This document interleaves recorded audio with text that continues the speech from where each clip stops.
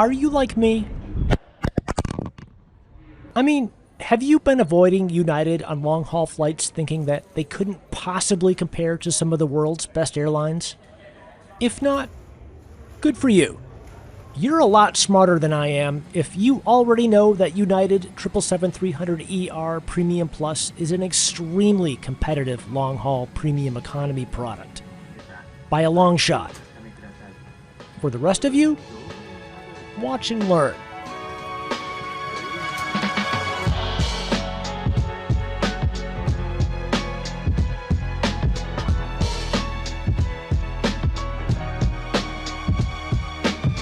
Hey everyone, welcome to Terminal 1, Narita Airport, just outside of Tokyo.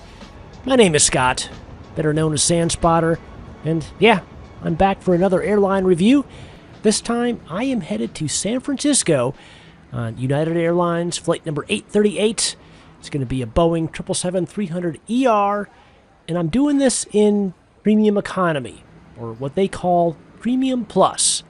Now, I have never done long-haul United Premium Economy before. As a matter of fact, it's been a while since I've flown long-haul on United in general. I think the last time was 2014, which is a long time ago, and that was in economy class. But today, I'm stepping up and I'm going Premium Economy. Actually, I've been looking forward to this because I have heard very good things about United Premium Economy. So it's time to stop avoiding them, and yeah, let's get this done.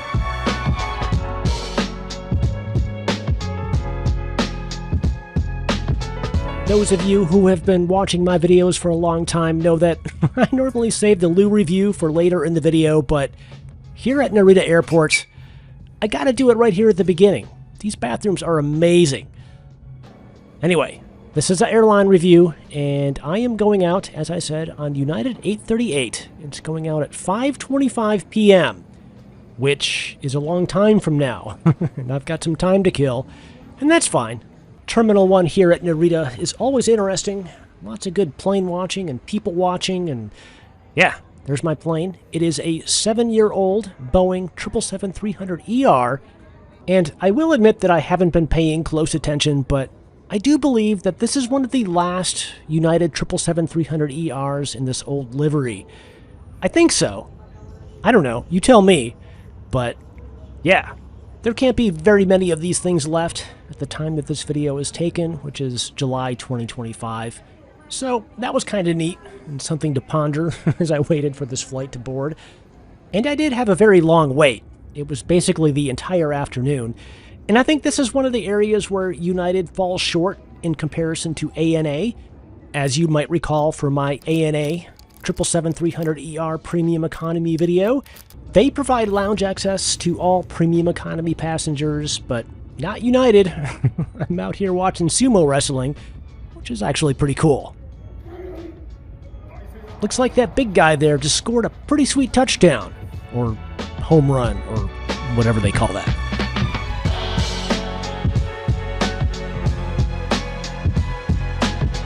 The funny thing about the boarding process was that the gate agents didn't even show up until about 30 minutes prior to the scheduled boarding time.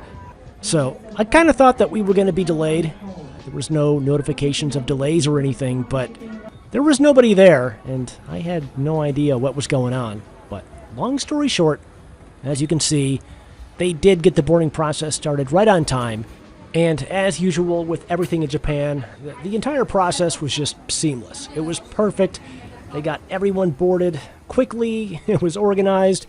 It was awesome. So here we go. I am going through the Polaris cabin. Would have been nice to sit there, but that's all right. I've got a pretty sweet Premium Plus seat waiting for me. And here it is. Seat 21D. It's an aisle seat. And I do have to say, right off the bat, that this is a really interesting cabin because there are only 3 rows of seats. It's a 2-4-2 configuration, typical for long-haul premium economy, but with only 3 rows, it's a very cozy cabin. It's very, I don't want to use the word intimate, but that's kind of what it feels like, and it's nice. Speaking of nice, legroom is excellent. These are very wide seats. Some large video screens there. and very, very typical of premium economy. Nothing overly exciting, but at the same time, this is so much better than regular economy. These seats feature all of the things you would expect in long-haul premium economy. You just saw footrests there. There are charging ports, which are impossible to reach, and amenity kits. This is something I was not expecting, especially on United. I don't know, I guess I was expecting United to be,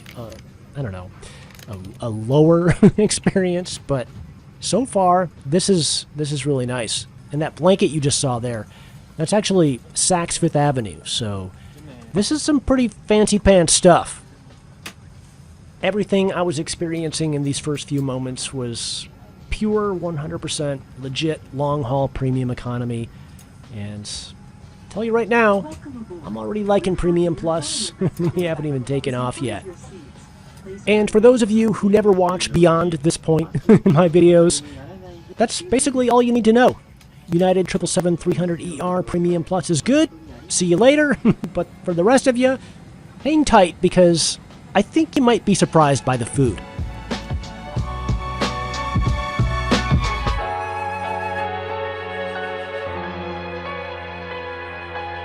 They got us pushed off the gate at 5:23 p.m., which was 2 minutes early, actually, which is just typical of the way things have been going so far this afternoon.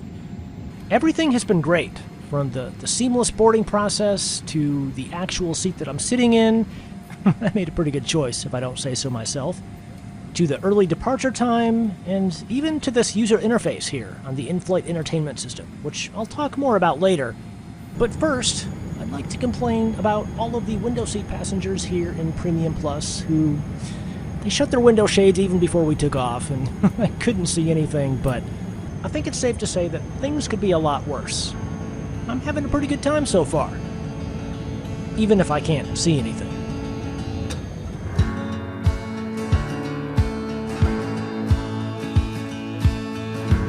Okay, let's talk about the in-flight entertainment real quick. I'm not going to spend a lot of time on this because I know it's not all that interesting, but it is worth noting that United does this so well. And this user interface right here that you're seeing is typical on all United aircraft, even domestic aircraft, or at least the newer domestic aircraft. And it's amazing.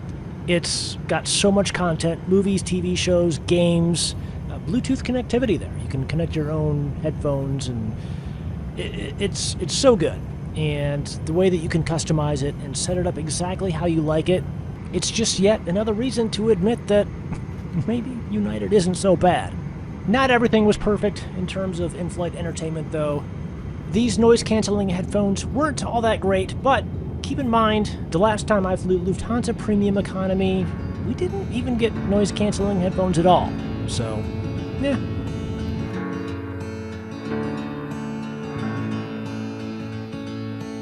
And the surprises keep coming.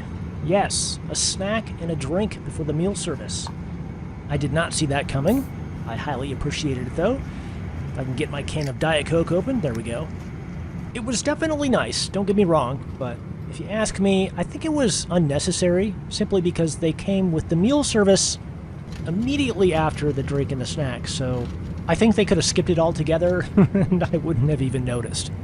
So yeah, here's the meal, and, you know, I don't think this is any different than what they serve in economy. The food is basically the same, I'm pretty sure of that, but here in Premium Economy, it's presented much better.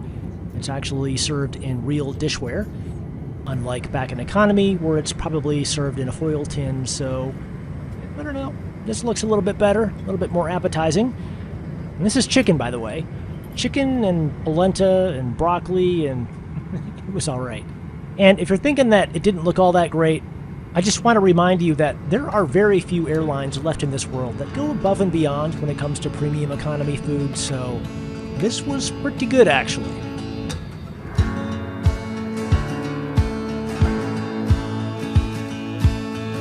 I might as well take you to the bathroom before settling down for a nap, because why not?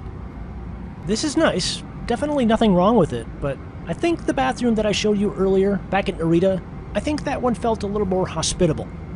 Anyway, it's time to give that Saks Fifth Avenue blanket a try. do a little bit of seat reclining here. And speaking of seat recline, I'm just going to say that it was okay. It's definitely better than what you're going to get back in economy, but don't get your hopes up because it's not really all that much to rave about.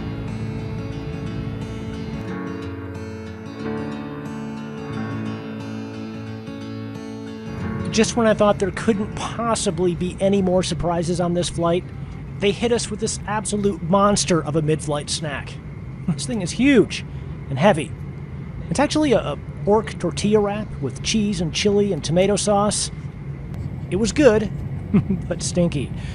We all smelled like pork for the next 3 hours, but it was worth it, even though I wasn't hungry at all, and I would not have missed it if they didn't offer it, but it's not something you're going to get back in economy class, and I guess that's just yet another reason for me to be upset at myself for avoiding United all these years. An idiot.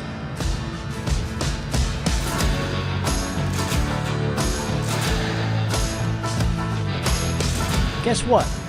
More food. Yep, time for the pre-landing meal. They served breakfast on this flight.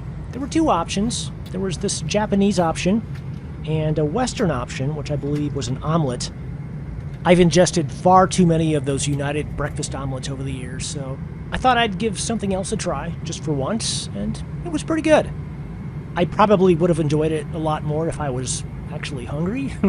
That mid-flight snack earlier was huge, and to be honest, I didn't even need a pre-landing meal, but it was okay.